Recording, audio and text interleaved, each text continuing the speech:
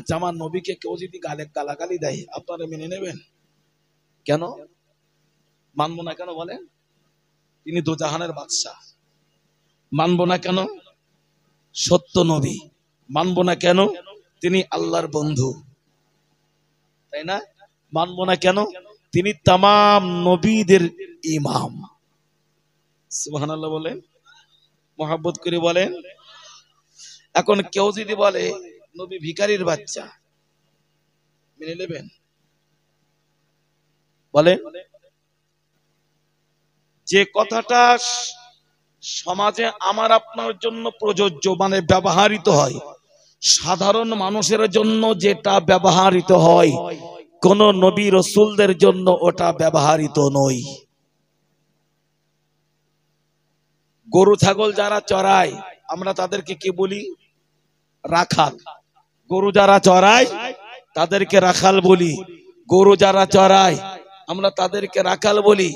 কিন্তু রাসূলুল্লাহ মেষ চড়াতেন, আমার নবী ছাগল চড়াতেন, আমার নবী দুম্বা চড়াতেন। এখন যেটা আমরা ব্যবহার করি, গরু চড়ানোর রাখাল, ছাগল চড়ানোর রাখাল, আমার নবীকে রাখাল বলা যাবে? বলা যাবে? যেটা সাধারণ পাবলিকের জন্য ব্যবহৃত হয় ওটা নবীর জন্য নয়। অথচ নবীকে রাখাল বলে ঘোষণা করেছে, নবীরা নাকি সব রাখাল।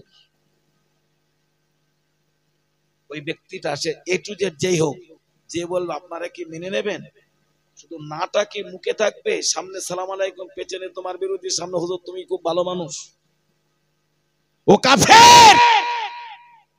তোর মতো বেঈমান নুপুর শর্মার কথা মনে পড়ছে না?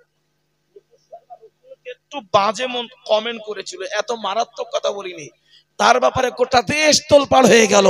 আমার নবীকে রাখাল বলেছে, নবী নাকি উম্মতদের রাখাল, নবীকে রাখাল বলেছে, নবীকে ভিখারি বলেছে, নবীকে ভিখারির বাচ্চা বলেছে, নবীকে ইহানাত করেছে।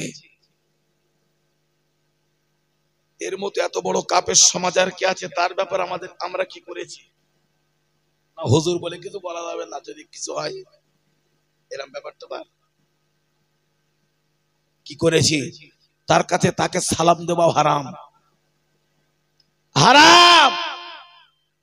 কোন অংশে কিছু বোঝাতে গিয়ে রসুলকে কোন এই ধরনের কটূক্তি মনোভাব ব্যবহার করা যায় না। মানুষকে বোঝানোর তো আরো অনেক কিছু ছিল। আল্লাহ বলেছেন লা তাকুলু রাঈনা, আমার নবীকে তোমরা রাঈনা এটাও তোমরা বলতে পারো না। অর্থাৎ তোমাদের জন্য যেটা ব্যবহৃত আমার বন্ধুর জন্য সেটা। কি যুক্তি তুমি খাড়া করছো? কি যুক্তি তুমি খাড়া করছো?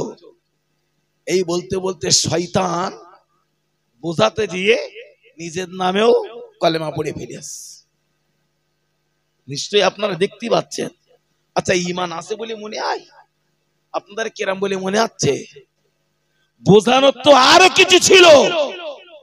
আমার নবীকে এইভাবে বোঝাতে যে তুমি নিজের নামে কলেমা পড়লে তোমার তো একবার কাফের বললে পাপ হবে, বলতে গেলে তো অনেকবার বলতেই হবে।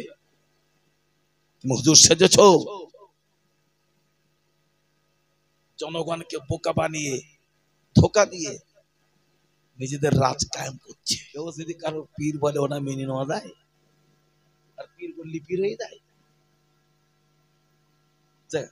দাদা হুজুর ছিল আমিরুল শরিয়াত, তাই না? আমিরুল শরিয়াত না? কেউ যদি কারো আমিরুল শরিয়াত বলে মেনে নেবেন তো নাকি? হ্যাঁ না বলতে পারতা? আরে আপনারা তো 50 কিলো দূরের মানুষ, 50 কিলোমিটার দূরের। আমি আমার চাইতে আপনি বেশি বলবেন এই ব্যাপারটা? আসলে নতুন মুজাদ্দিদের আবির্ভাব শুরু হয়েছে, দেখতেছেন না? লা ইলাহা ইল্লাল্লাহু মুহাম্মাদুর রাসূলুল্লাহকে একটা, হ্যাঁ, আস্তাগফিরুল্লাহ, নাউযুবিল্লাহ। আবু জেহেল আর কত বড় বেঈমান ছিল! আবু জেহেল যদি বেঁচে থাকতো এর কাছে মরে যাইত। জানেন না সারা দুনিয়ার ধোঁকাটাই ইবলিস, শয়তান, তাই না? ইবলিসের যখন মাঝে মাঝে যুক্তি বুদ্ধির প্রয়োজন হয় এর কাছ থেকে ধার নাই, আপনারা জানেন না? ওর যদি চোখে দেখা যেত এদের কাছে এত বড় স্পর্ধা তামাম পৃথিবীতে এমন একটা নজির দেখানো যায় না। ও নবী নবী, ও নবী নবী, রাই কি নবী কি তোর বাপের খালাতে ভাই? শুনেছেন না শুনেননি কথা বলে? যেটাই এক্সাম্পল দেওয়া হোক, আমার নবীকে নিয়ে ক্রিটিসাইজ কেন? তিনি রাহমাতাল লিল আলামিন, তিনি শাফিউল মুজনাবিন, তিনি মুহাম্মাদুর রাসূলুল্লাহ, তিনি স্বয়ং আল্লাহর বন্ধু, আল্লাহর দোস্ত। রাসূলকে নিয়ে ক্রিটিসাইজ করা, নবীর কলেমাকে নিয়ে ক্রিটিসাইজ করা। মুসাইলামা কাযযাবের মরণ হইল পায়খানায় পড়ে, পায়খানায়। ও নিজের নবী দাবি করল, বলো নিজে। এবারে আমাদের ভারতের একজন নবী দাবি করলো, কি নাম? পাঞ্জাবের, তার একটা দল আছে কাদিয়ানি দল, মির্জা গোলাম, জেরে বলেন। ওর মরণ কনে হইল? বাথরুমে। আল্লাহ ভালো জানে এর মরণ বাথরুমে হয় কিনা, বাথরুমে হয় কিনা। আমি একটু আগেও বলছিলাম, এটা খোল পাইলে বাস, কাল ফল ভিতর যাচাই করো। মাইকুটে বিরাট হুজুরগিরি দেখানো যায়। আমি কতটা ভালো আমার গ্রামে গিয়ে যাচাই করে আসুন। মিজান ছিল ভালো না খারাপ, তোরা বল। হিন্দুদের কাছে যেতে হবে, মুচিদের কাছে যেতে হবে, আমার জাত, আমার কওম, আমার পরিবারের কাছে যেতে হবে, আমার প্রতিবেশীর কাছে যেতে হবে। আমাদের কাছে বিরাট বড় পিছিয়ে যে তোরা বলতেন লোকটা কেরা, হুজুর আল্লামা যাচাই করতে বলেছে। অস্বীকার ঘরে থেকে দেখে নেন, যার মুখের কথা শুনবা তার পরিচয় নাও, বংশ পরিচয় নাও। হুজুর আল্লামার কিতাব খুলুন, ওসব হুজুর ছাড়েন, মোল্লা মৌলবী ছাড়েন। হুজুর আল্লামা কি বলেছে এই ব্যাপারগুলো হুজুরের কিতাবগুলো পড়ে দেখুন। তিনি ভয় বলতে হবে হুজুর আল্লামা যেটা লিখেছে এটাই ঠিক, আর নাহলে ওয়াজ যে করতে ওইটা ঠিক, দুটোর একটা সিদ্ধান্ত নিতেন নেন। কোন জায়গাটা নিয়েছি আমরা? মা অনুমতি দিয়েছে বাবা। আমি আপনাকে বলছিলাম বাহাবুদ্দিন মা, ও মা বুড়ি মা, পীর ফরিদউদ্দিন, আপনি আমাকে একটু আগুন দেন, আমি আপনার আগুনের বিনিময়ে আমার একটা কাঁচা চোখ তুলে দিতে রাজি আছি। সুবহানাল্লাহ বলুন। পীর ফরিদউদ্দিন নিজের কাঁচা চোখের ভিতরে জোর করে আঙুল ঢুকিয়ে আল্লাহু আকবার বলে একটা কাঁচা চোখ তুলে বুড়িমার হাতে দিয়ে বললেন, মা আমার পীরের অজুর পানি গরম করবো, একটু আগুন দেন। এই যন্ত্রণাটা কি কম? আচ্ছা, চোখ তুলে দেওয়ার কষ্টটা কি কম? কথা বলে। একটু প্রায় কাঁটা ফুটলে, একটু কেটে গেলে কত কত দরদ হয়, কত কষ্ট হয়, কত যন্ত্রণা হয়। আর নিজের চোখ নিজের চোখ, নিজের চোখ নিজে হাত দিয়ে তুলে দিচ্ছে, একই কষ্ট ছিঁড়ে ফেলে দিচ্ছে। পীর ফরিদউদ্দিনের হাত থেকে বাবা তখনও তিনি কামালিয়াত অর্জন করেন না, আল্লাহ হাসিল করার জন্য এসেছে। মা বুড়ি মা, এই আমি আমার কাঁচা চোখ উঠিয়ে দিলাম, আমি আমার ওস্তাদের উজুর পানি গরম করবি, একটু আগুন দেন। বুড়ি মা চোখ নিয়ে নিয়েছি, ফরিদউদ্দিনের হাতে একটু আগুন দিয়েছে। ফরিদউদ্দিন চোখ দিয়ে টাপ টাপ করে রক্ত ঝরে যায়। চোখের কত জ্বালা, চোখের কত যন্ত্রণা, ওদিকে কোনো পরোয়া নাই, ওদিকে বাবা কোনো খেয়াল নাই। এক হাতে আগুন নিয়ে নদীর পানিতে ঝাঁপিয়ে পড়েছে, বাকি এক হাত দিয়ে সাঁতার কাটিতে কাটিতে কাটিতে কাটিতে নদী পার হয়ে যাগান, চোখ দিয়েই শুধু রক্ত ঝরে। নদী পার হয়ে গিয়েছে বাবা, আবার ঘরেতে চলে যান। ওই আগুনটুকু দিয়ে ফের আবার ওনার জ্বালিয়ে এক লোটা পানি গরম করতে শুরু করেছে। এদিকে রক্তের ঝর্ণা বয়ে যাচ্ছে, ওদিকে পরোয়া নেই। আমি আমার ওস্তাদের উজুর পানি গরম করব। আমার কাছে এক লোটা পানি ছিল, আমি গরম করতে পারলাম না, ফের আবার গরম করছে। করতে করতে একটানা ফের 12 বছর। 3 12 কত? 3 12 36। 36 বছরের মাথায় হাঁড়ি আর ফাটলো না, হুজুর পানি গরম হলো। পানিটা নিয়ে ওস্তাদের কাছে যে বলছে, হুজুর এই না, আমার বেয়াদবি ক্ষমা করে, আপনার একটা লোটা পানি গরম করতে, আপনার একটা হুকুম মান্যতা দিতে আমার 36টা বছর সময় লেগে গেল। এই না। ও বাবা ফরিদুদ্দিন, তুমি কিভাবে হুজুর পানি গরম করলে বাবা? তোমার চোখ কি হলো? চোখের এমন অবস্থা কেন? চোখের এমন অবস্থা কেন? ফরিদুদ্দিন বলছেন, হুজুর আমাকে ক্ষমা করেন, আমি আমার চোখটা আপনার মহব্বতে তুলে দিয়েছি। সুবহানাল্লাহ বলবেন না? আর একটু জোরে সুবহানাল্লাহ বলবেন না? হুজুর আপনার মহব্বতে আমি ফরিদুদ্দিন চোখটা তুলে দিয়েছি। হুজুর আমি 12 বছর ধরে গরম করলাম পানি, হাড়ি ফেটে গিয়েছে, উনান নিভে গিয়েছে, আবার আগুন সংগ্রহ করলাম। 24 বছরের মাথায় ফের আবার হাড়ি ফেটে গিয়েছে, উনান আবার নিভে গিয়েছি। কেউ আমাকে আগুন দেয় না, কেউ আমাকে আগুন দেয় না।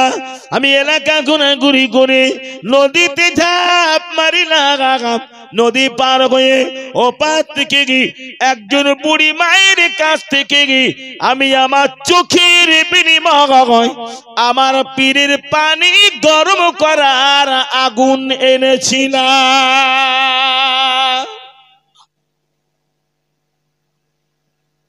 ফরিদুদ্দিন, তুমি আমাকে তো মহব্বত করো বাবা, তুমি আমাকে এতটা ভালোবেসেছো, তুমি আমার একটা আদেশের এতটা প্রাধান্য দিয়েছো, এমন মূল্যায়ন বাবা তুমি করেছো। ওদিক থেকে দেখতে পাওয়া যায় এই কথাবার্তারা চলছে।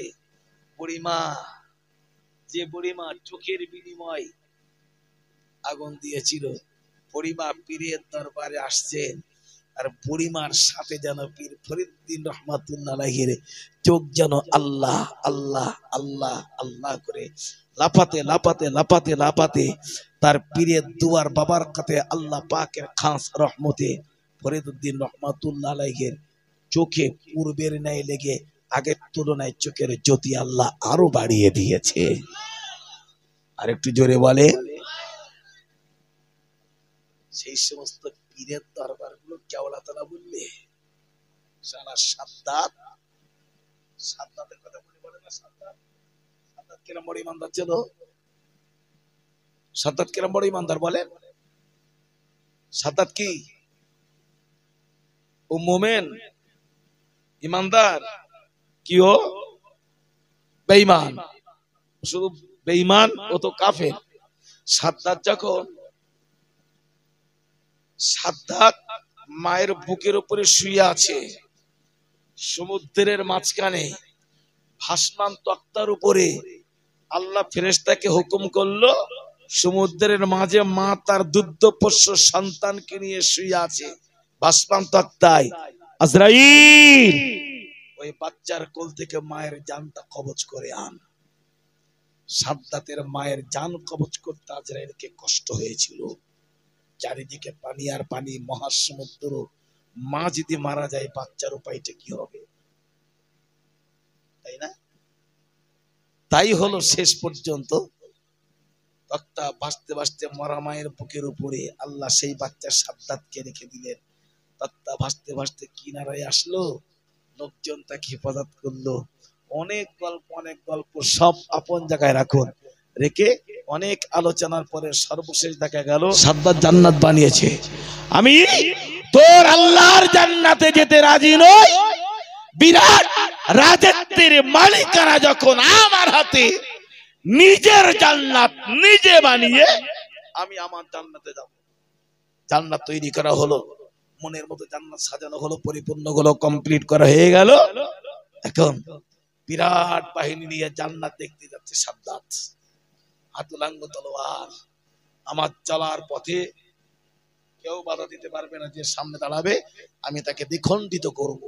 দেশের বাদশা চলছে, এদিক থেকে সাদ্দাত চলছে তৈরি করা জান্নাত দেখতে, ওদিক থেকে আল্লাহর হুকুমে আজরাইল আসছে সাদ্দাতের জান্নাতের দরজায় অ্যাটাক করতে। আজরাইল চলে যা, সাদ্দাতকে আমি আল্লাহ হেফাজত করেছি, সেই সাদ্দাত আমার আইন লঙ্ঘন করেছে, নিজের জান্নাতে যেতে চাই, জান্নাতের ভিতরটাও সাদ্দাতের কপালে যেন না জোটে। সাদ্দাত এদিক থেকে জান্নাতের পথে চলে, ওদিক থেকে আল্লাহ পাকের হুকুমে আজরাইল দাঁড়িয়ে আছে মালাকুল মউত। যেই না কাছাকাছি হলো একটি হুঙ্কার আওয়াজ, দাঁড়িয়ে যা, দাঁড়া। সাদ্দাত বলছে কে? সম্মুখ থেকে সরে যাও, উলঙ্গ তলোয়ার তোমাকে দ্বিখণ্ডিত করে দেব, আমার চলার পথে বাধা দিলে সরো। তখন বলছে সাদ্দাত তুমি দ্বিখণ্ডিত করবে, আমার পরিচয়টাকে শুনে নাও, আমি মালাকুল মউত আজরাইল। যেই বলেছে আমি আজরাইল, ও তখন হাই পাওয়ারের ভোল্টেজ লো পাওয়ার। আজরাইল তুমি এখন বলে আমি এসেছি তোমার জান কবজ করতে, আমার আল্লাহর হুকুম, আল্লাহর ওয়াদা। আজরাইল তুমি আমার জান কবজ করবে, বড় সবপুর একটা জান্নাত বানিয়েছি, জান্নাত একবার দেখতে দাও, একবার দেখতে দাও। আল্লাহর হুকুম, পারমিশন নাই। অনেক কথা হলো। সাদ্দাত কি নিজের জান্নাত নিজে দেখতে পেয়েছিল? প্রবাদের কথাই সেই বলে, এক পা রেলে আর এক পা জেলে। ঠিক এরকম একটা পরিস্থিতির ভিতর দিয়ে সাদ্দাতের জান কবজ হয়ে গেল। সাদ্দাতের ঠিকানা হলো কোথায়? জেলে বলেন, নিজের জান্নাত নিজে তৈরি করে সেই জায়গাটাকে যে সাদ্দাত জান্নাত বলে আখ্যায়িত করলো, আল্লাহর জান্নাতে যাবে না বলে সাদ্দাতের নিজের জান্নাত নিজের কপালে জুটলো না। সর্বশেষ নিজের জান্নাত আল্লাহ সাদ্দাতের জান্নাতকে ধ্বংস করে দিলে, যে আল্লাহ জান্নাতে যাবে না বলেছিল, আল্লাহ জান্নাত আল্লাহ দিল না, সাদ্দাতের জান্নাতটাও কপালে দেখা ওর নসিবে জুটলো না। সর্বশেষ সেই সাদ্দাতের ঠিকানা হলো আল্লাহ জাহান্নামে। ফুরফুরার দরবারকে তুমি বলেছিলে জাহান্নামী দরবার, ফুরফুরার দরবারকে তুমি বলেছিলে কেওড়াতলা। যে জান্নাতি পরিবেশ ছেড়ে জাহান্নামের দিক গেছে, ও সাদ্দাত নিজের জান্নাত নিজে নিজে বলেছিলে জান্নাতি পরিবেশ, নিজের জান্নাত ভালো লাগলো না, তাই বিরাট লাপালাপি হচ্ছিল কি সেই জাহান্নামে যাওয়ার জন্য, কপালে তাও জুটলো না। বেঈমান, তাও জুটলো না। গোটা বাংলার মানুষ ইসলাম চিনেছে, বুঝেছে, জেনেছে। এর পিছনের অবদান হলো ফুরফুরার পীর আবু বকর আর বসিরহাটের আল্লামা রুহুল আমিন রাহমাতুল্লাহ আলাইহি। সুবহানাল্লাহ বলবেন না? তাদের দরবারকে তুমি জাহান্নামী বলেছো। অবশ্যই বাবা মাথায় রাখুন, আমি আপনার কাছে আলোচনা বানাতে চাইছি না গো। ছোট্ট কথায় আরেকটি দৃষ্টান্ত আমি আপনাকে দিতে চাই। আমি আপনাকে বোঝাতে চেয়েছিলাম হযরত বাগাউদ্দিন রাহমাতুল্লাহ আলাইহি মায়ের কাছে অনুমতি চাইলেন। মা বিদায় দিয়ে বলল, যাও বাবা চলে যাও, আল্লাহর ওলির সোহবতে চলে যাও, আল্লাহর মাহবুবের সোহবতে চলে যাও। বাগাউদ্দিন চলছে, চলিতে চলিতে চলিতে চলিতে চলিতে চলিতে একজন আল্লাহ প্রেমিকের দরবারে চলে গিয়েছে। সালাম কালাম হয়ে গেল। জিজ্ঞাসা করলেন, কে গো বাবা তুমি? হুজুর আমার নাম বাগাউদ্দিন। ও বাবা বাগাউদ্দিন কেন এসেছো? হুজুর আমি আল্লাহ খুঁজিতে এসেছি, আমি বাগাউদ্দিন আল্লাহ হাসিল করতে এসেছি, আমি বাগাউদ্দিন আল্লাহ তালাশ করতে এসেছি। যে আল্লাহ আমাকে খাওয়ায়, যে আল্লাহ আমাকে পড়ায়, যে আল্লাহ আমাকে মাখায়, রাস্তায় আমি বাঘামুদ্দিন আজও সেই আল্লাহ হাসিল করিতে পারলাম না। ও বাবা বাঘামুদ্দিন, বাবা ছেলে, এই পথে আল্লাহ পাওয়া যায় না বাবা। তুমি যে পথে এসেছো এই পথ আল্লাহ পাওয়া যায় না গো, এই পথ আল্লাহ হাসিল করা যায় না। হযরত বাঘামুদ্দিন বললেন, হুজুর আমি জানি জানি জানি এই পথ আল্লাহ পাওয়া যায় না, তারপরও আপনার দরবারে আপনার সোহবত এসেছি, আপনার সেবার জন্য এসেছি, আপনার তাওজিম আপনার খেদমাতের জন্য এসেছি। হুজুর যদি একটু সুযোগ দেন আমি বাঘামুদ্দিন আপনাকে খেদমত করব। যদি কোনোদিন আপনি আমার প্রতি খুশি হয়ে যান, আমি বাঘামুদ্দিনের উপরে যদি কোনোদিন আপনি রাজি হয়ে যান, আপনি নিজে যে রাস্তায় চলে আল্লাহ পেয়েছেন, যে পথে চলে আপনি আল্লাহ হাসিল করেছেন, যদি কোনোদিন আমার মতো বাঘামুদ্দিনের উপরে রাজি হয়ে যান, হয়তো সেদিন আল্লাহ পাওয়ার রাস্তাটা আমাকে দেখিয়ে দেবেন। জোরে বলুন। শুধু আপনার খেদমত করব, যদি আমার উপর খুশি হন, হয়তো আপনি সেদিন দেখিয়ে দিতে পারেন এই পথে চললে আল্লাহ পাওয়া যাবে। আর সেদিন আপনার দেখানো পথে আমি বাহাবুদ্দিন চলবো, চলতে চলতে চলতে চলতে আমি আমার আল্লাহকে হাসিল করে ফেলবো।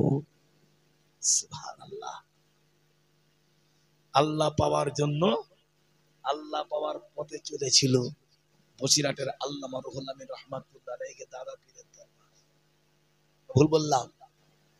আল্লাহ পাওয়ার পথে চলেছিল ফুরফুরা শরীফে দাদা পীর কেবলা রহমাতুল্লাহ আলাইহি, কলকাতা সুফি ফতে আলী ওয়াইসি রহমাতুল্লাহ আলাইহি দরবার। না ভুল বললাম? কথা বলেন না কেন? তারা যে অন্তর নিয়ে আল্লাহ পাওয়ার পথে চলেছেন, তারা আল্লাহ পেয়েছেন, আল্লাহ তাদেরকে কামালিয়াত কামালিয়াত নসিবে কবুল করেছেন। মোহাব্বত করে বলুন সুবহানাল্লাহ। বাহাউদ্দিন সেবা করছেন, করতে করতে করতে করতে করতে করতে বাহাউদ্দিন সেবা করবেন তার পীরের, তার ওস্তাদের।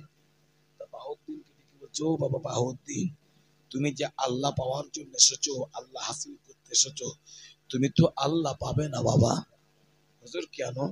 বলে তোমার ভিতরে দেখছি অহংকার, অহংকারী কোনোদিন আল্লাহ হাসিল করতে পারে না। তোমার ভিতরে দেখছি হিংসা, হিংসুক কোনোদিন আল্লাহ পায় না। তোমার ভিতরে দেখছি রিয়া, রিয়াকারী কোনোদিন তো আল্লাহ পায় না। বাঘাউদ্দিন ডেকে বলছে, হুজুর আমি আমার আল্লাহ তালাশ করতে এসেছি, আল্লাহ পাবার জন্য যেটা প্রয়োজন আমি সেটাই করতে পারি। ও বাবা বাঘাউদ্দিন, বাঘাউদ্দিন আল্লাহ হাসিল করতে এসেছো বাবা, তুমি তোমার মাথায় লম্বা লম্বা বড় বড় চুল রেখেছো। ও বাবা বাঘাউদ্দিন, তোমার ভেতরে চুলের অহংকার আছে। আল্লাহ যদি পেতে চাও, সর্বপ্রথম মাথার চুলকে বাবা তোমায় কেটে নাড়া হতে হবে। তুমি কি নিজেকে নাড়া বানাতে পারো? বাঘাউদ্দিন বললেন, হুজুর আমি নাড়া হতে পারি।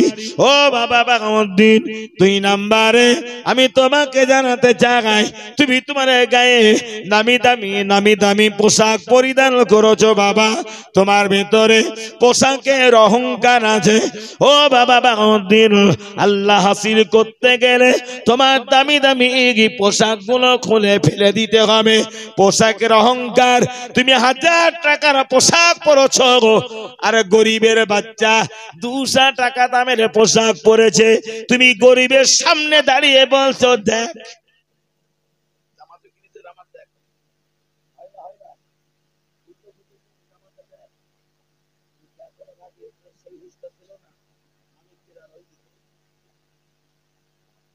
বুঝাসিনি? এটাই তো অহংকার। বাবা তুমি কাঁদ দেখাচ্ছ, তুমিও মানুষ সেও মানুষ, তোমার টাকা আছে লোভ ছিল না। এই তো পার্থক্য, এই তো পার্থক্য। এই যে বলছে দেখ, কি দেখবে? ও যদি ঘুরিয়ে তোমার বলে এই জায়গাটা দেখ, তুমি তখন কি দেখাবে? তুমি যা দেখাবে সব তো পায়খানা। বুঝেছি আমার কথা? এর ভিতরে মদ আছে, বিড়ি আছে, সিগারেট আছে, গ্যাজা আছে, কত নোংরা আছে। এছাড়া তোমার ভিতরে কিচ্ছু নেই, শুধু উপরটা শুধু ভেলিগুড় দিয়ে রেখে দিচ্ছে, মনে আছে তো? উপরটা খেজুরে গুড় আছে, ভিতরে সব মাল তো খারাপ। কার কি দেখাচ্ছ তুমি? ও বাবা বাগন্তি, পারবি কি বাবা পারবি গায়ের দামি পোশাক গুলো খুলে ফেলে দিতে? হযরত বাগউদ্দিন বললেন, হুজুর, আল্লাহ হাসিল করার জন্য, আমি আমার আল্লাহ পাওয়ার জন্য আমার গায়ের পোশাকটাও খুলে ফেলে দিতে পারি। 3 নম্বরে বললেন বাগউদ্দিন, ও বাবা বাগউদ্দিন, 3 নম্বরে আমার তরফ থেকে আর একটি আদেশ হলো, আপাত মস্তক গোটা দেহ, মাথা থেকে পা পর্যন্ত আর পা থেকে মাথা পর্যন্ত তোমার গোটা শরীরটা গায়ে চটের বস্তা পরিধান করতে হবে। ছেঁড়া চট করতে হবে, পোশাক হবে তোমার দেহে চট। চট বুঝি তো, চট বস্তা, ছেঁড়া চট বস্তা। আচ্ছা, কেউ যদি শর্ট করে অহংকার করে, শর্ট করে অহংকার করে না, শর্ট করে বলবে এই দেখ তুই করেছেন আমি দেখ, এ তো অহংকার হবে?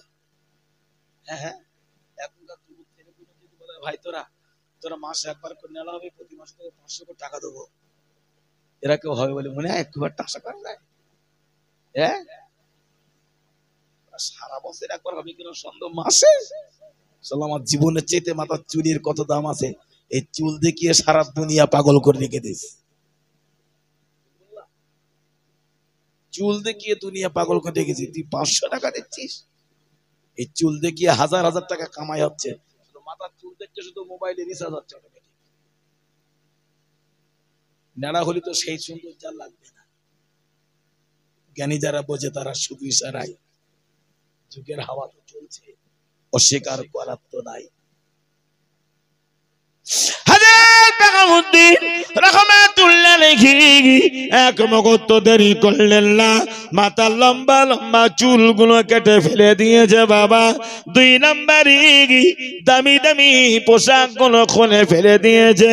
3 নম্বরে গায়েতে ছেঁড়া চটের বস্তা পরিধান করেছে। সবকিছু আদায় হয়ে গেল। হুজুর আপনি আমাকে সবক দেখান, হুজুর আপনি আমাকে আমল দেখান। আল্লাহর ওলিদের হাতে হাত দিয়ে বায়াত হলে তারা সমক দেয়। 100 বার করে সাত দরুদ পড়ো, 100 বার করে ফজরের দরুদ পড়ো, আমল দেয় না? দেয় না? তো বলছেন হুজুর আপনি এবার আমাকে আমল দেন, আমাকে সবক দেন। পীর সাহেব কেবলা বললেন, বাবা বাগউদ্দিন, মাথা চুল কেটে বাবা নেড়া হয়েছো, গায়ে দামি দামি পোশাক গুলো খুলে ফেলে দিয়েছো। ও বাবা ছেলে বাগউদ্দিন, গায়েতে চটের ছেঁড়া বস্তা তুমি পরিধান করেছো। এবার আমি তোমাকে একটি কাজ দিব বাবা। আমার ঘরের পাশে একটি বাজার আছে, একটি হাট আছে। প্রতিদিন হাজার হাজার মানুষ সকাল হলে এই বাজারে কেনা বাজা করতে আসে। হাজার হাজার মানুষের পদধূলি আমার বাজারে পড়ে থাকে। বাজারটা ভেঙে গেলে গোটা বাজারগুলো নোংরা হয়ে যায়, ময়লা হয়ে যায়। ও বাবা বাগউদ্দিন, প্রতিদিন সকাল করে আর বাজার ভেঙে গেলে এই বাজারটা ঝাড়ু দিয়ে দিয়ে তোমাকে পরিষ্কার করিতে হবে। জনগণের পায়ের ধুলাগুলো ঝাড়ু দিয়ে দুগাতে বাবা তোমাকে পরিষ্কার করতে হবে। পারবে কি বাবা তুমি করতে? সুইপারের কাজ, এই কাজ কি বাবা তুমি করতে পারবে? হযরত বাগউদ্দিন বললেন, হুজুর আপনার আদেশ আমার শিরোধার্য, আপনার আদেশ মান্যতা দিতে গিয়ে আমি প্রতিদিন বাজার ঝাড় দেওয়া কাজ করিব। আমি প্রতিদিন মানুষের পায়ের ধুলাবালি পরিষ্কার করা কাজ করিব। ওস্তাদ ডেকে বলছে, বাবা বাগউদ্দিন, বাজার ঝাড় দেওয়াটাই হলো তোমার জন্য সবক, ওটাই হলো বাবা তোমার জন্য আমল। যাও, যতদিন সবকের পরিবর্তন না হয় ততদিন একই সবক চলবে। এটা তো পীরের আদেশ হয় নাকি? আল্লাহর ওলিদের আদেশ হয় না? যারা অনেক পীর ওলিদের হাতে বায়াত আছেন তারা সবক দেন, পীরের হুকুম যতক্ষণ আমরা না পাই ততক্ষণ সবকের পরিবর্তন ঘটে কি? ততক্ষণ কি ঘটে? ঘটে না। ততক্ষণ পরিবর্তন ঘটে না। প্রতিদিন সকাল হয়, বাহাউদ্দিন ফজরের নামাজ পড়ে, সেই চট পড়ে ফজরের নামাজ পড়ে হাতে একটা ঝাঁটা নিয়ে বাজারের একটা কোনায় চুপ করে দাঁড়িয়ে থাকে। লোকে দেখে পাগল বলে, এ তো পাগল বলে, চট করে পাগল বলে, ঠাট্টা করে, কত মানুষ টিটকারি করে, কিচ্ছু বলে না। উদ্দেশ্য নিয়াত আশা, আমি আমার আল্লাহ তালাশ করতে এসেছি। কে আমাকে কি বললো না বললো তা আমার দেখার নয়। প্রতিদিন সকাল হয়, বাজার ঝাড় দিয়ে ময়লাগুলো জঙ্গলে ফেলে আসে। বাহাউদ্দিনের বিনিময় একটা করে রুটি আর এক পেয়ালা করে দুধ খেতে দেয়, সকালের খাবার। বুঝিস তোমার কথা? একটা রুটি আর এক পেয়ালা দুধ খেতে দেয় প্রতিদিন সকালবেলা। দুধ আর রুটি গুলো খান, বাজার পরিষ্কার করে এসে প্রতিদিন বাজার ঝাড় দেয়, মানুষের পায়ে ধুলা পরিষ্কার করে, আর জঙ্গলে বাবা ফিরি দেয়, একটা রুটি এক পেয়ালা দুধ খেতে দেয়, গোদর খেয়ে নাই। ময়লা জঙ্গলে প্রতিদিন নিয়ে যাওয়া আসা করিতে দেখতে পায় পাশে একটা জঙ্গলের ভিতরে বড় গর্ত আছে। বাগাউদ্দিন দেখতে পায় ওই গর্তের ভিতর থেকে একটা কুকুর প্রতিদিন ওঠা নামা করে। কয়েকটা দিন ধরে দেখেছে কুকুর গর্তের ভিতর থেকে উপরে ওঠে, আবার কেন নিচে নেমে যায়, আবার লাফের উপর উঠে গিয়ে আবার কেন গর্তের ভিতরে ঢুকে যায়। এইভাবে বারবার ওঠা নামা করিতেছে বলে বাঘাউদ্দিন একদিন কুকুরের গর্তের ধারে চলে গিয়েছে। কুকুর কেন বারবার গর্তের ভিতর থেকে ওঠা নামা করে? গর্তের কাছাকাছি যে দেখতে পায় কুকুর গর্তের ভিতরে কয়েকটা বাচ্চা প্রসাব করেছে। গর্তের ভিতর থেকে ও হলো মা। কুকুর গর্তের ভিতরে বাচ্চা প্রসাব করেছে। একটা কুকুর 6টা 8টা করে বাচ্চা প্রসাব করে না? ভুল বললাম? 4টে 5টা 6টা 7টা করে বাচ্চা প্রসব করে না? গর্তের ভিতরে কুকুর বেশ কয়েকটা বাচ্চা প্রসব করেছে। হুজুর দাঁড়িয়ে ভাবছে, বাচ্চা নাই প্রসব করলো, কিন্তু ওঠা নামা করছে কেন মা গর্তের ভিতর থেকে বারবার? ব্যাপারটা কি, কারণটা কি? দাঁড়িয়ে বসে ভাবছেন, ভেবে দেখলেন, নিজে ভাবলেন, দীর্ঘক্ষণ পরিস্থিতি দেখে বুঝে দেখলেন বাচ্চাগুলো বড় ক্ষুধার্ত। বাহাউদ্দিন পীরের দরবার এসেছিল কেন? কথা বলে, আল্লাহ তালাশ করতে। এই তো আলহামদুলিল্লাহ, পীরের দরবার এসেছে আল্লাহ তালাশ করতে, পীরের দরবার এসেছে আল্লাহ হাসিল করতে। দীর্ঘক্ষণ দেখে ভাবলেন বাচ্চাগুলো গর্তের ভিতরে ক্ষুধার্ত, এতটা ক্ষুধার্ত, খোদার জ্বালায় বাচ্চাগুলো কেউ কেউ করে ডাকাডাকি করছে, অর্থাৎ ওদের ভাষায় ওরা যেন কাঁদছে। খোদা লাগলে কষ্ট হয় না? মায়ের স্থানে এক ফোঁটা দুধ নাই, মায়ের শুকনা স্থান গুলো বাচ্চারা টানাটানি করে, মায়ের স্তরে দুধ নাই। অপরদিকে বাচ্চাদের চটপটানি কান্না মা সইতে পারে না। হাজার প্রাণী অবলা প্রাণী গুনে দুনিয়ার প্রতিটা প্রাণীর ভিতরে বাচ্চার মায়া আছে না নাই? স্তনে দুধ নাই কেন? মার পেটেই খাবার, মা নিজেই খায় না তো। আমরা একটা কথা বলি না, যে গাই গরুর মুখে দুধ, যে গরু দুধ দেয় তাকে খাবার পরিমাণ বাড়িয়ে দিলে আল্লাহ চাইলে দুধের পরিমাণ বেড়ে যায়। আমরা বলি না? বটেও তাই।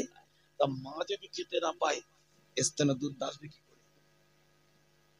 হযরত বাহাউদ্দিন দীর্ঘ সময় ধরে ভেবেছে কুকুরগুলোকে নিয়ে, কুকুর ক্ষুধার্ত, বাচ্চারা ক্ষুধার্ত, মা বাচ্চাদের ক্ষুধা নিবারণ করতে পারে না, পারে না, বারবার কেন ওঠানামা করে।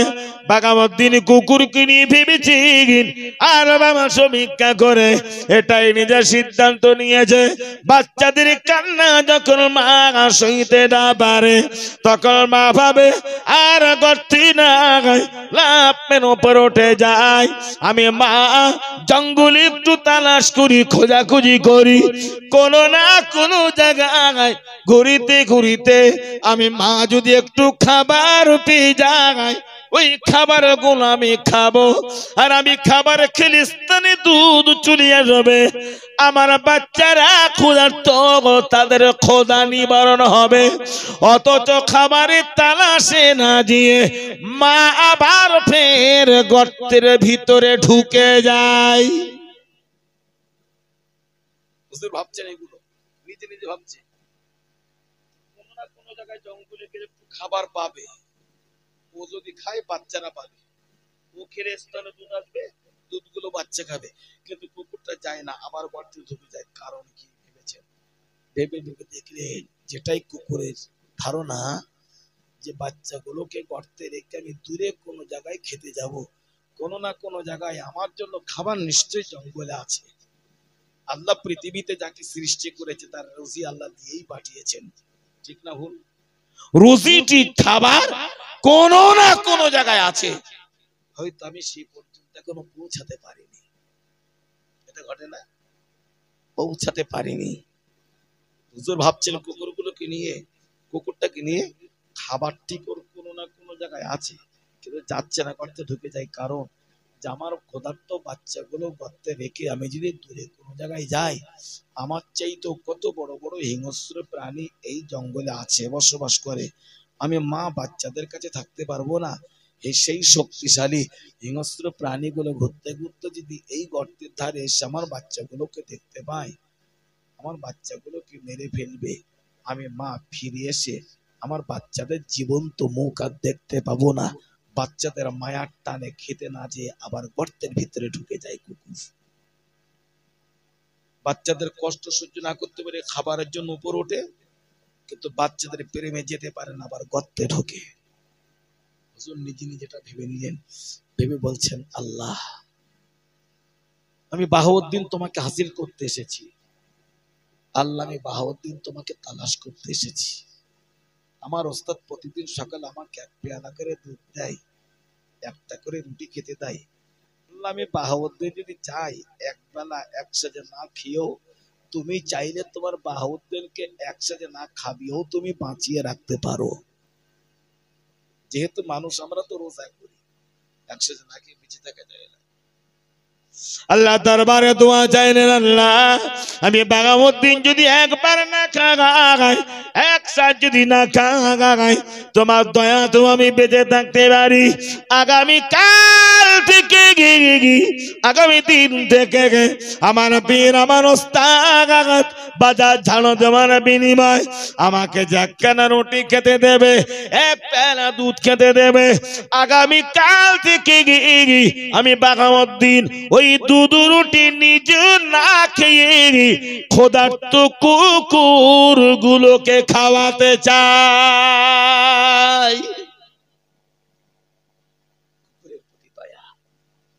আমি খাবো না, তোমার সৃষ্টি প্রাণী ক্ষুধার্ত কুকুর গুলোকে খাওয়াবো, দুনিয়ার কেউ জানে না।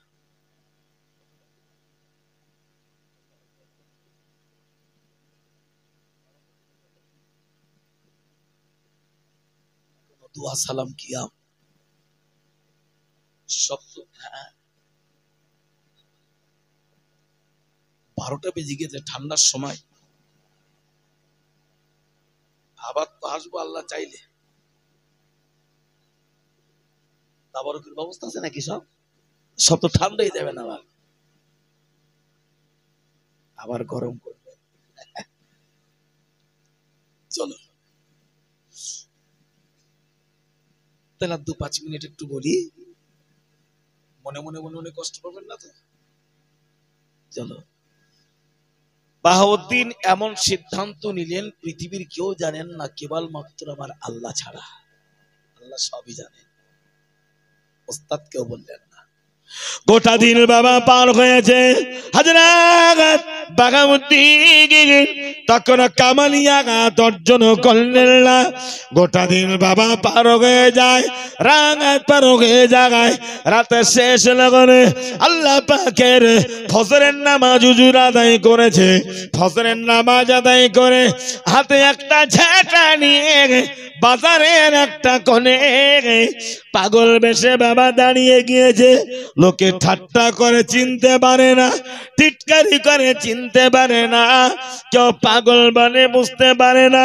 বাজার শেষ হয়ে যায়, বাজার বাবা ভেঙে যায়, বাজার শেষ হয়ে গেল।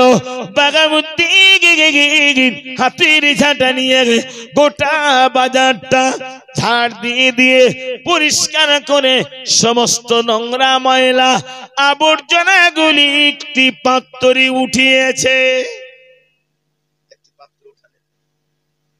উঠিয়ে ময়লাগুলো নিয়ে জঙ্গলের দিকে গেলেন না, ময়লা উঠিয়ে রেখে দিয়ে সোজা তার ওস্তাদের দরবারে গিয়েছেন, তার পীরের কাছে গিয়েছেন, যে সালাম কালাম দিয়েছে, হুজুর প্রতিদিন আমাকে একটা করে রুটি দেন, এক পেয়ালা দুধ খেতে দেন, আজকে আমাকে একটু আগে দিতে হবে। প্রতিদিন জঙ্গল থেকে ফিরে আসার পরে আমি খাই, আজ থেকে আমাকে একটু আগে দেন। কেন, কি বৃত্তান্ত ওস্তাদ জিজ্ঞেস করেনি। ভেবেছেন এইরকমটি, যে এত বড় বাজার পরিষ্কার করতে হয়তো খোদা লাগে, হয়তো আগে খাবে পরে যাবে। ঠিক আছে, ঠিক আছে, লাও, এই লাও একটা রুটি লাও, এক পেয়ালা দুধ লাও, দিয়ে দিলে। এক পেয়ালা বাবা দুধ দিয়েছে, এক কানা রুটি দিয়েছে। হুজুর দুধ নিজে খেলেন না, রুটিও খেলেন না। এক হাতে দুধ রুটি নিলেন, অপর হাতে সেই জঞ্জাল ময়লা নোংরা আবর্জনার পাত্র হাতে নিয়ে গুটি গুটি গুটি গুটি গুটি গুটি কদমে চললেন জঙ্গলে। জঙ্গলে ময়লাগুলি ফেলে দিয়েছে, আর দুধ আর রুটি হাতে নিয়েছে। আল্লাহকে ডেকে ডেকে বলে, আল্লাহ আল্লাহ, তুমি তোমার কোরআনে বলেছো, আমা মিন দাব্বাতিন ফিল আরদি ইল্লা আলাল্লাহি রিজকুহা। তামাম পৃথিবীতে যত সৃষ্টি প্রাণী মখলুকাত আছে, সমস্ত মখলুকাতের রিজকের জিম্মাদার তুমি আল্লাহ। জোরে বলুন, আর যদি বলুন সুবহানাল্লাহ। রব্বুল আলামিন আল্লাহ, আমার পীর, আমার মুর্শিদ, আমার ওস্তাদ আমাকে একখানা রুটি দিয়েছে, আল্লাহ আমাকে এক পেয়ালা দুধ দিয়েছে। আজ থেকে আমি সকালের দুধ আর রুটি আমি বাহাউদ্দিন নিজ না খেয়ে তোমার সৃষ্টি প্রাণী ক্ষুধার্ত কুকুর গুলোকে খাওয়াতে চাই। আল্লাহ, তোমার সৃষ্টি প্রাণী কুকুর গুলোকে খাওয়াতে চাই, আমি বাহাউদ্দিন খাওয়াবো। আল্লাহ, কুকুরের সমস্ত আঘাত আক্রমণ থেকে তোমার বাহাউদ্দিনকে তুমি হেফাজত করো। আল্লাহর কাছে একটু বলে নিলেন, চেয়ে নিলেন। আস্তে আস্তে আস্তে আস্তে আস্তে আস্তে গর্তের কাছে গিয়েছে। গর্তে নামলো বাহাউদ্দিন, নিজে ক্ষুধার্ত। গর্তে নেমে এক পেয়ালা দুধ হাতে নিয়ে বাচ্চাগুলোকে গালে তুলে তুলে খাওয়ালেন।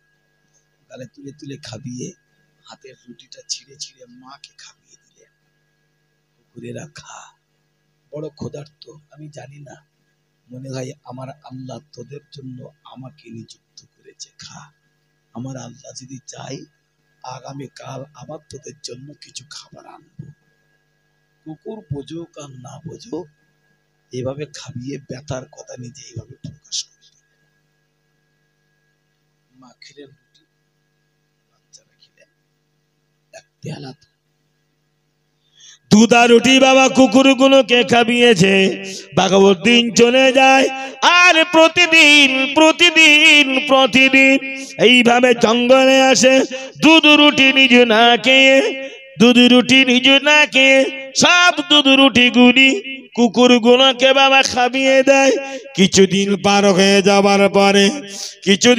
হয়ে যাওয়ার পরে বাগামুদ্দিনের উস্তাদ হযরত বাগামুদ্দিনের পীর ভাবলেন, আমার বাগামুদ্দিন আমার কাছ থেকে রুটি নেয়, আমার কাছ থেকে দুধ নেয়, অথচ খেতে দেখা যায় না। দুধ আর রুটিগুলো নিয়ে জঙ্গলের দিকে চলে যায়। আমার বাগামুদ্দিন জঙ্গলে দুধ রুটি নিয়ে কি করে আমি দেখতে চাই। জঙ্গলের দিকে যাই কেন? দুধ রুটি নিয়ে নিজে না খেয়ে? আমি যদি জিজ্ঞাসা করি হয়তো গোপন করতে পারে। আমি জিজ্ঞাসা করবো না, আমি দেখবো। বাগামুদ্দিন সেই দুধ আর রুটি আর ময়লাগুলো নিয়ে চলেছেন জঙ্গলের দিকে। বাহাউদ্দিনের পিছনে পিছনে আড়াল করে বাহাউদ্দিন হুজুরের উস্তাদ তার পীর পিছনে পিছনে চলছে। বাহাউদ্দিনও ঢুকলেন জঙ্গলে, তার উস্তাদ জঙ্গলে ঢুকে একটা কোনায় আড়াল করে দাঁড়িয়ে গেলেন। আমার বাহাউদ্দিন দুধ রুটি কি করে দেব। হযরত বাহাউদ্দিন হাতের ময়লাগুলি বাবা সব ফেলে দিয়েছে। তার পীর দাঁড়িয়ে দাঁড়িয়ে দেখলেন, আর হাতে দুধ রুটি গুরু নিয়ে বাগামুদ্দিন রহমাতুল্লাহ আলাইহি কুকুরের গর্তের ধারে যেই না বাবা হাজির খেয়েছে, কুত্তার গর্তের ধারে যেই না চলে গিয়েছে, যাবার সাথে সাথে গর্তের ভিতরে থাকা সমস্ত কুকুরগুলি লাফ মেরে সব গর্তের বুকের উপরে বসে গিয়েছে। সব লাফে উঠেছে, কোনদিন উঠতে পারিনি খোদার জ্বালায়, কয়েকদিন ধরে খাচ্ছে, শক্তি পেয়ে গেল, সব লাফে উঠেছেন। আর বাহাউদ্দিন দুধগুলো নিয়ে বাচ্চাগুলোকে খাওয়াচ্ছেন। তার ওস্তাদ পিছন দিক থেকে দেখছেন, বাচ্চাগুলোকে খাওয়ানো হয়ে গেল, বাচ্চারা গর্তে ঢুকে গেল, মাকে খাওয়াচ্ছে, বাচ্চাদের মাকে রুটিটা ছিঁড়ে খাওয়াচ্ছেন। তার ওস্তাদ দাঁড়িয়ে দেখছেন, খাওয়ানো হয়ে গেল, সব কুকুরগুলো গর্তে ঢুকে গেল।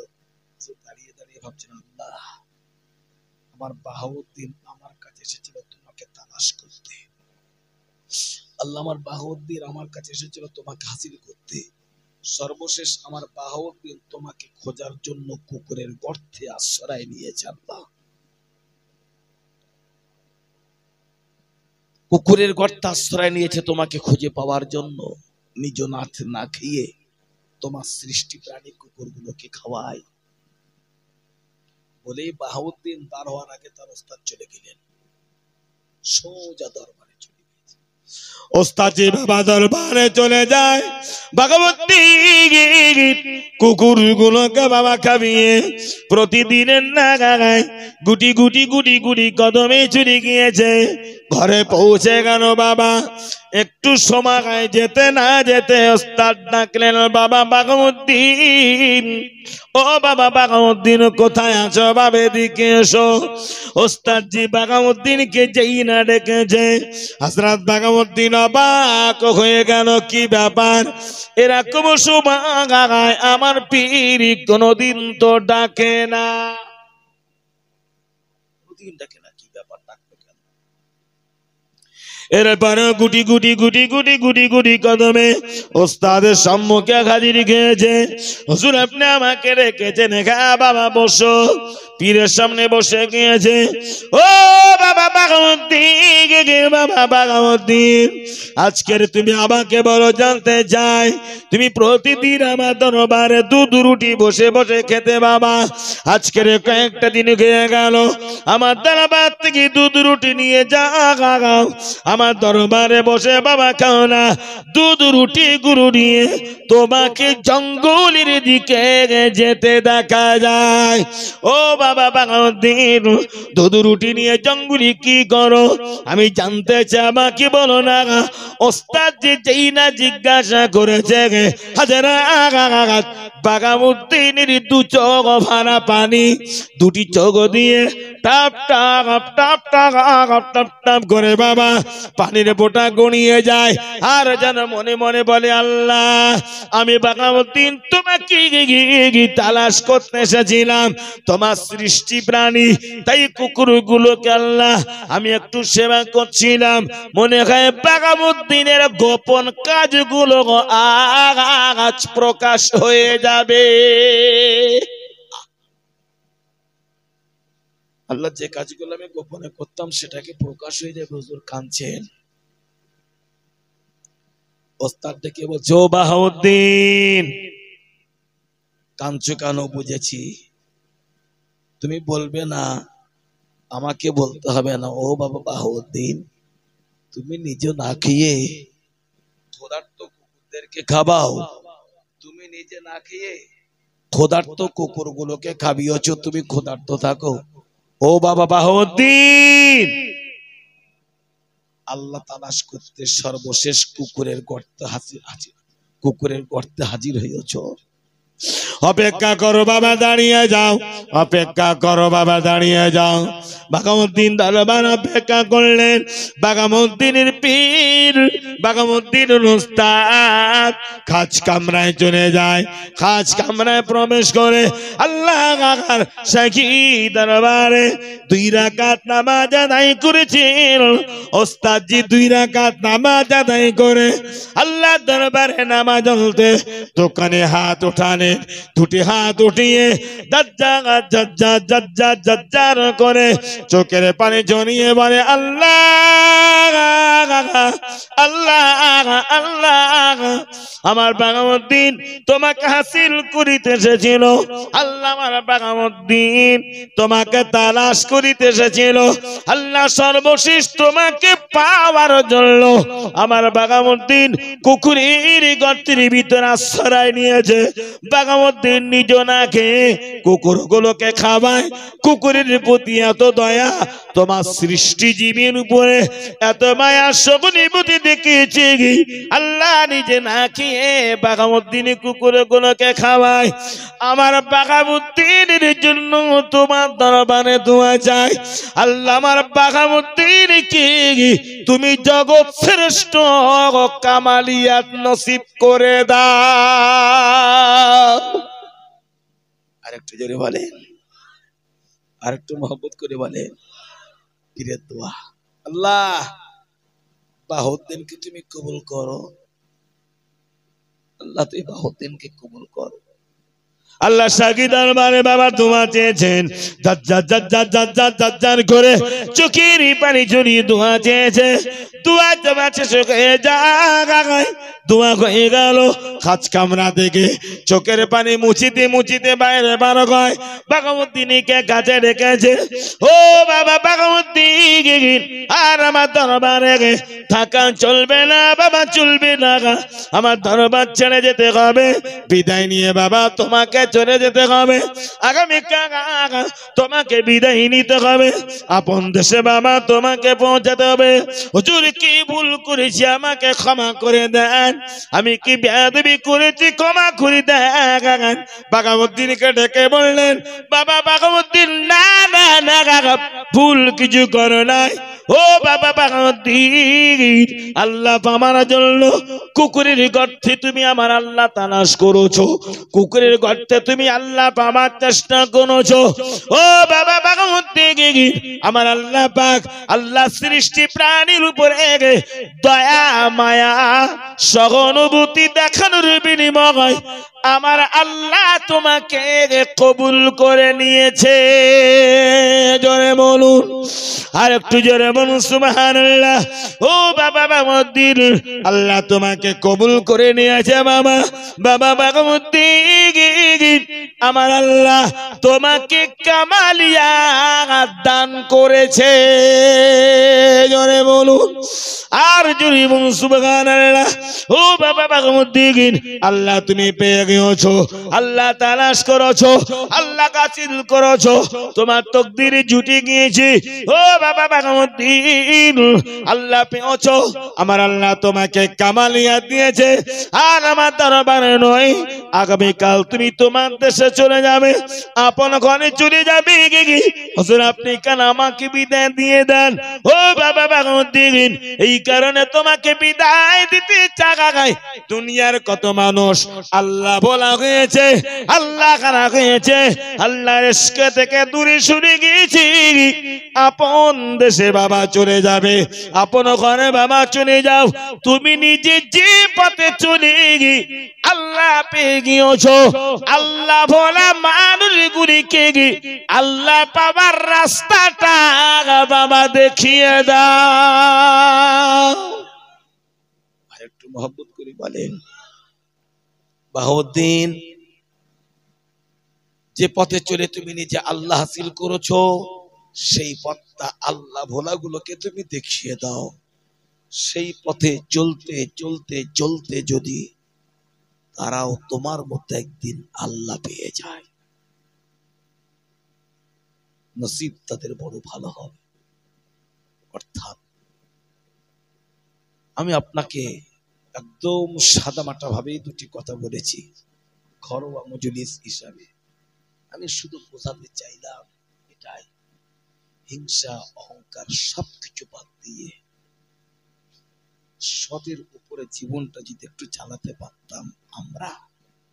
আল্লাহ তুমি কম খাওয়াও তবে ভালো খাওয়াও, তুমি কম রুজি দাও তবে হালাল রুজি দাও, তুমি কম ইনকাম দাও তবে হালাল ইনকাম।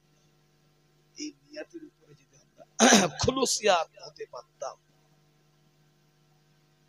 হয়তো আমাদের নসিবও একদিন আল্লাহর খাস রহমত জুটে যেত। অহংকারী করে আর মস্তানি করে করে হিংসা করে করে শুধু জীবনটা শেষ করে ফেললাম, আজও আল্লাহ খুঁজে পেলাম না, আজও পেলাম না। তাই সবার কাছে দাবি নিবেদন আবেদন, আমি শুধুমাত্র বোঝাতে চেয়েছি মন থেকে হিংসা অহংকার রিয়া হাজারি সবকিছু বাদ দিয়ে সতের উপরে জীবনটা ধরুন। আমি দেখছি এই লোকটা অন্যায় করছে, আল্লাহ ওই অন্যায় থেকে তুমি আমাকে হেফাজত করো। এই লোকটা দোষ করছে, আমি দেখছি আমার চোখে, আল্লাহ ওই দোষটা যেন আমার দ্বারা না হয়। এই লোকটা ভুল করছে, আল্লাহ ওই ভুলটা যেন আমার দ্বারা না হয়। সাবধান হওয়া, আমি দেখছি এই লোকটা ভালো আমল করে, আল্লাহ তুমি আমাকে শক্তি দাও ওই ব্যক্তির চাইতেও আমি যেন আরেকটু বেশি ভালো।